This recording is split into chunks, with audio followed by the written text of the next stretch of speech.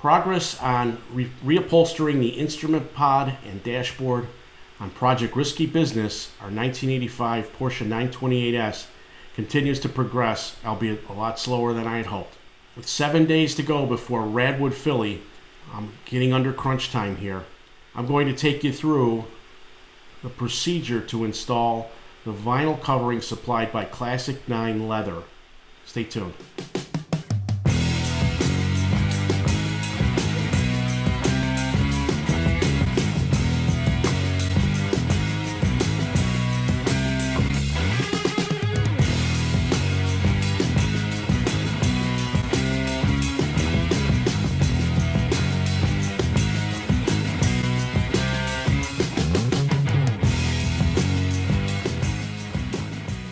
It's been a couple of days. I wanted to do a daily cadence, but the realities of managing the website and other priorities just got in the way.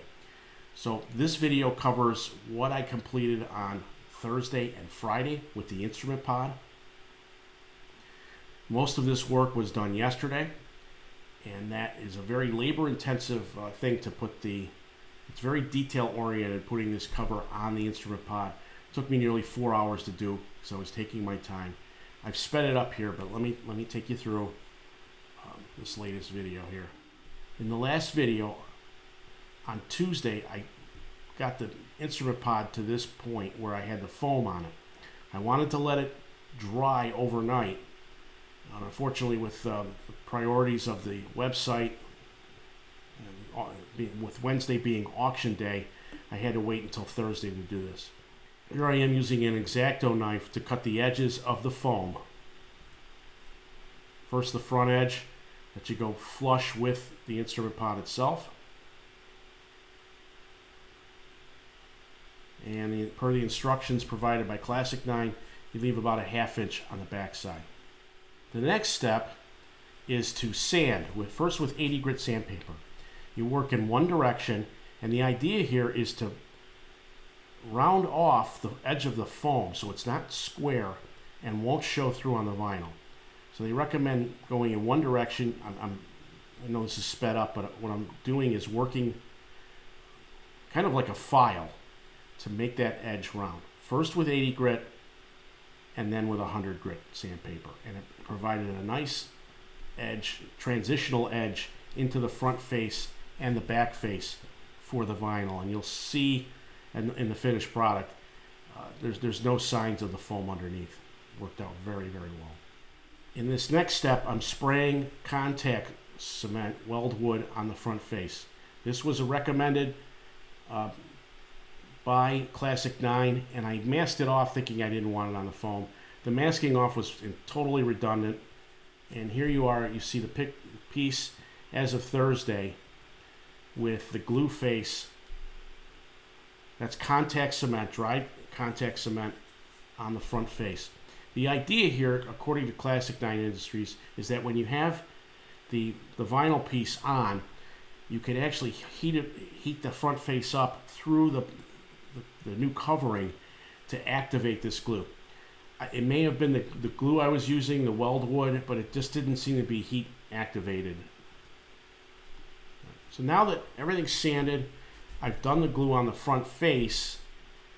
You turn the piece inside out, and then you work your way from above the light switch and the four-way flasher switch on the right. And that's what I'm doing here. Slowly getting, this is sped up again, but slowly getting the piece on. Here I'm getting everything lined up just loosely so I can begin cutting. As you can see, it's going to be a good looking piece already. At this point, this was Friday. What I'm about to show you over the next 8 to 10 minutes is condensed from about 3.5 hours of film. And what you do is you use this Weldwood glue. It's Dap Weldwood glue, and you put it on both the material and the piece. And you slowly do that and work your way backwards. First from the back of the instrument pod where the instruments sit, then around the steering column, and then the sides and back. And in between that, there's a very intricate step where you have to cut the holes out for the So here you see me. I'm just, and these brushes are literally a set of throwaway that I bought for a couple of dollars, I think, for the whole set. And it's a matter of soaking the material with contact cement and the piece. And I found that heating it up with a hairdryer helped activate both sides. And usually you've got to leave a couple minutes before you let that set. And here I started cutting reliefs in the back with the X-Acto knife. Another key here, always change your blade constantly. You need the sharpest blades possible to ensure that you're not tearing the material and you're not making a bad cut. Take your time. Can't stress that enough. Again, sharp knife, heat to stretch out the material. You see the hair dryer there, and just working my way slowly across that to get it to fit and stick. You could. All right. Here's the most intricate piece right now. All right, so you see, I cut an X in the holes, and then I slowly cut the holes a little bit smaller than the actual surface face, and then I cut reliefs on the material that's left at 12 o'clock, 3 o'clock, 6 o'clock, and 9 o'clock, and that allows me to fold it over. You kind of see it in that first hole in the upper left there. That's the headlight switch hole, and this is the odometer reset hole I'm doing. So there I am. You make the relief hole, and the relief cuts around the clock. And now I'm using my small brush to tuck back contact cement on the back side of this to ensure I've got plenty of glue on both sides. Here's a close-up shot of me cutting. The minute I felt there was resistance on the blade, I snapped off the blade and put it and did a new one. I probably went through a full stick while I was doing this piece, just to make sure I was always with a sharp blade. I'm using the hair dryer to heat up the vinyl and activate the glue on the back side.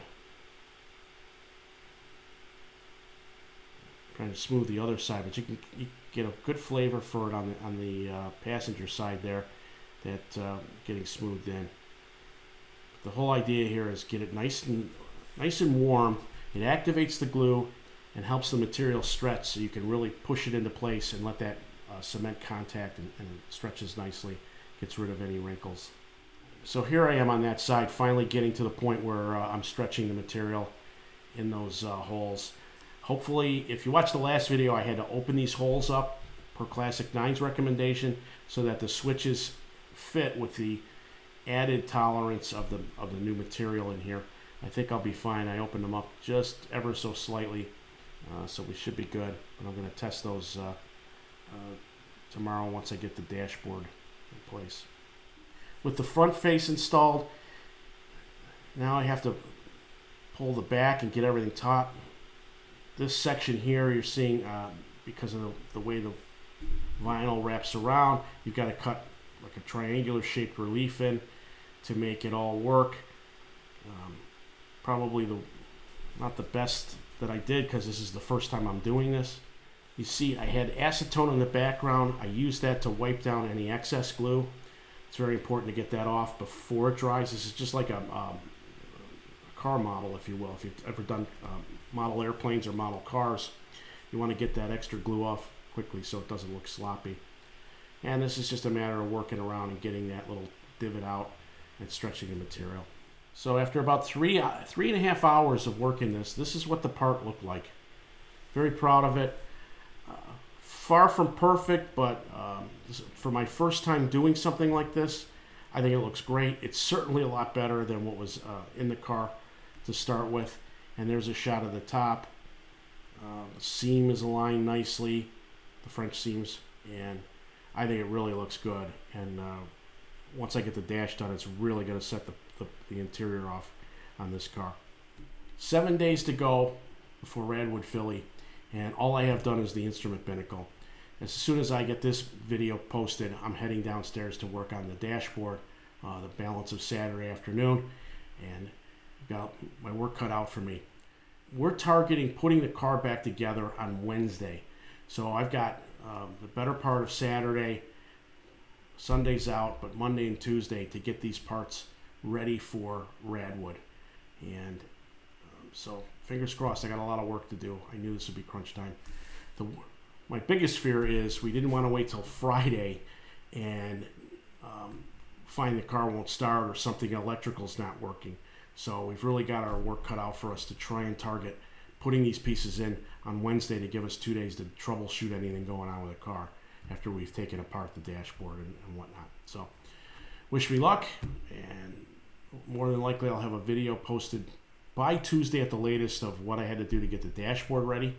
Hopefully you're finding these videos informative. If so, please press the like button. If you haven't done so, I encourage you to subscribe. We're closing in on 800 subscribers to the channel. I'm very excited about that. And anytime you subscribe, you'll be notified when I do post a new video. So thank you for watching. Have a great day, and we'll see you soon.